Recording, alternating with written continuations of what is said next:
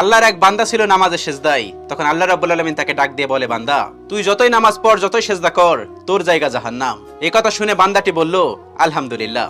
আল্লাহ তখন বলে, এই বান্দা, জাহান্নামের কথা শুনে কেউ আলহামদুলিল্লাহ কয়? বান্দা তখন বলে, আল্লাহ, জাহান্নামের মালিকও তুমি, জান্নাতের মালিকও তুমি। তুমি আল্লাহ খুশি হয়ে যদি আমাকে জাহান্নামও দাও, তাও আমার আপত্তি করার কোনো অধিকার নেই। আল্লাহ তখন বলেন, বান্দা, জাহান্নামে গেলে তুই পুড়ে যাবি, তোর খুব কষ্ট হবে। বান্দা তখন বলতেছে, আল্লাহ, কষ্ট শুধু আমার হবে না, তোমারও হবে। আল্লাহ তখন বলতেছে, বান্দা, তুই পুড়বি জাহান্নামের আগুনে, আমার কষ্ট হবে কেন?